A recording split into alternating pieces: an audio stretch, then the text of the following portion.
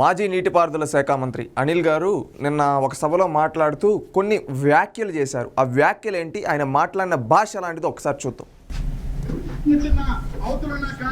చూపించి ఈ సభలో జనాలు లేరు ఖాళీ అని చెప్పి ఎక్కడో ఇంట్లో దాక్కొని ట్వీట్ పెట్టడం కదా, నువ్వు అప్పకి అమ్మకి పుట్టడం మగాడు అయితే లక్షలాది మంది.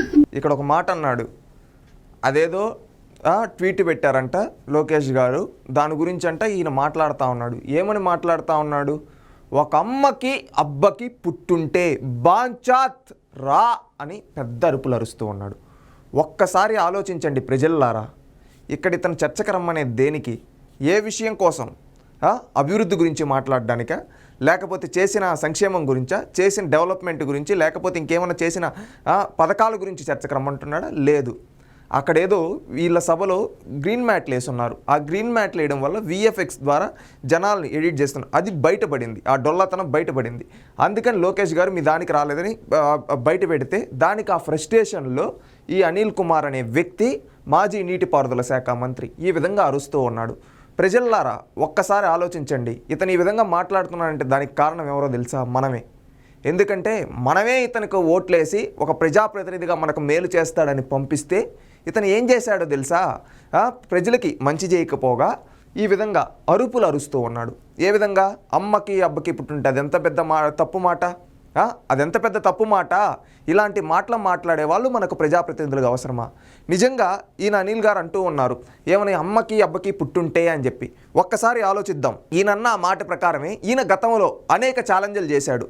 ఒకటి ప్రధానంగా మనం పోలవరం ప్రాజెక్టు గురించి ఈయన ఒకప్పుడు చేసిన రచ్చ తెలుసు.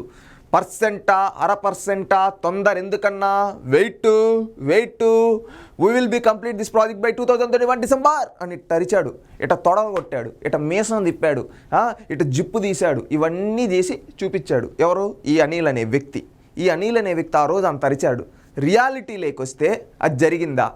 నిజంగా ఇతను కంప్లీట్ చేశాడా అని చూస్తే 2021 డిసెంబర్ అయిపోయింది. పోలవరం ప్రాజెక్ట్ ఇంకా కంప్లీట్ కాల. ఎక్కడ చంద్రబాబు నాయుడు గారు ఎక్కడ వేశారు అక్కడే ఉంది. 23 అయిపోయింది. 24 కూడా సగం అయిపోతూ ఉంది. ఇంతవరకు ఆ ప్రాజెక్టు గురించి మాట్లాడటంలా. అది ఇతని ఛాలెంజ్ల్లో ఉండే దమ్ము. మాటలు అరవడం తప్పితే చేతల్లో ఏముండదు. ఈ నెల్లూరుకి 10 ఏళ్ళగా శాసనసభ్యుడు. 10 ఏళ్ళగా నువ్వు నెల్లూరు నియోజకవర్గానికి ఏం చేసావు? ఒకప్పుడు అదే నెల్లూరు నియోజకవర్గానికి సంబంధించి అప్పుడు మంత్రిగా ఉన్న నారాయణ గారు కొన్ని టిట్కో ఇల్లు కట్టించారు చంద్రబాబు నాయుడు గారి హయాంలో.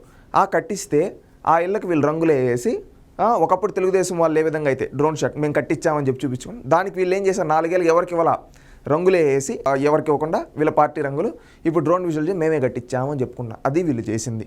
అంటే వేరే వాళ్ళు చేసిన దానికి రంగులు వేయడం తప్పితే వీళ్ళు పీకేది ఏమీ లేదు. ఆ పోలవరం ప్రాజెక్టు పైన ఛాలెంజ్ దమ్ముంటే జగన్మోహన్ రెడ్డి గారు కావచ్చు, అదేవిధంగా ఈ అనిల్ అనే వ్యక్తి కావచ్చు, దమ్ముంటే చర్చకు రండి. ప్రజల ముందు మీరు సమాధానం లోకేష్ గారికో చంద్రబాబు గారికో చెప్పాల్సింది ప్రజలకి. నువ్వు ఆ రోజు ఛాలెంజ్ చేసింది ఎక్కడో తెలుసా? నీ ఇంట్లోనో నీ పార్టీ మీటింగ్లోనో కాదు, శాసనసభ. ఆ శాసనసభ ప్రజలందరి సమస్యల్ని అక్కడ చర్చించి వాళ్ళకి న్యాయం చేయడానికి ఆ సభను ఉపయోగించాల్సింది. ప్రజలకు మేలు జరగడానికి చర్చలు జరపాల్సింది. అక్కడ నువ్వు ఛాలెంజ్ చేసావు. నిజంగా నీకు చిత్తశుద్ధి ఉంటే, నిజంగా నీకు రాజకీయాలపైన గౌరవం ఉంటే, నువ్వు ఒక ప్రజాప్రతినిధి నీకు నమ్మకం ఉంటే చర్చ పెట్టి నేను ఈ విధంగా చేయలేకపోయాను సమాధానం చెప్పు, ప్రజలకి క్షమాపణ చెప్పు. ఇప్పుడు పూర్తి చేయనందుకు ఆ రోజు అంత అరుపులు కాదు కావాల్సింది ప్రజలకి. ఒక్కసారి ప్రజలు ఏం కోరుకుంటున్నారు? అభివృద్ధి కోరుకుంటారు, రీఫార్మ్స్ కోరుకుంటారు, సంక్షేమం కోరుకుంటారు, వాళ్ళ జీవన విధానాలు పెంపొందించి అవి కోరుకుంటారు. నువ్వు అవేవి మాట్లాడకుండా ఈ విధంగా అరుస్తూ ఉన్నావంటే నువ్వు ఏ స్థాయిలో దిగజారిపోయావు ఒక్కసారి అర్థం చేసుకోండి. మీ విజ్ఞతకే వదిలేస్తూ ఉన్నాం. సరే, నువ్వు అంటూ ఉన్నావు ఒక అమ్మకి అబ్బకి పుట్టుంటే అని చెప్పి. మీరు అదే మాటకు కట్టుబడి మీ నాయకుడు ఇస్తా అన్న జాబ్ క్యాలెండర్ గురించి కావచ్చు, 2,30,000 ఉద్యోగాల గురించి కావచ్చు, అదేవిధంగా మద్యపాన నిషేధం గురించి కావచ్చు, అదేవిధంగా మెగా డిఎస్ఏ గురించి కావచ్చు, ఈ విధంగా జలయజ్ఞం పెట్టి అన్ని నీటిపారుదల ప్రాజెక్టులు పూర్తి చేస్తా అన్న దాని గురించి కావచ్చు, వీటన్నిటిపైన చర్చకు మీరు సిద్ధమా? ప్రజలతో మీరు సిద్ధమా మాట్లాడడానికి వీటి గురించి? దీని గురించి మాట్లాడలేరు, ఎందుకంటే మీరు చేయలేదు గాక. మీరు ఇలాంటి సభల్లో మీరు చేసిన అభివృద్ధి గురించి సవాళ్ళు విసరండి, మీరు చేసిన సంక్షేమం గురించి సవాళ్ళు విసరండి. అవుట్ గురించి మాట్లాడకుండా ఈ విధంగా అరుస్తున్నారంటే మీరు చేసింది ఏమీ లేదు. 5 ఏళ్లుగా ప్రజలు మీకు అధికారం ఇచ్చుంటే మీరు 5 ఏళ్లలో ప్రజలకు ఏమీ చేయలేదు కనుక ఈరోజు మళ్ళీ అదే విధంగా అరుపులు అరుస్తూ ఉన్నారు. ఇవి తగ్గించుకోండి, ఎక్కడైనా మారండి. ఇలాంటి మాటలు తగ్గించుకోండి. నోటి మాట ఎంతో విలువైంది. ఇలాంటి మాటలు అరిచి మీ స్థాయిని తగ్గించుకోవద్దండి అనిల్ గారు. ఇప్పుడు ఆల్రెడీ తగ్గిపోయింది అనుకోండి మీ స్థాయి.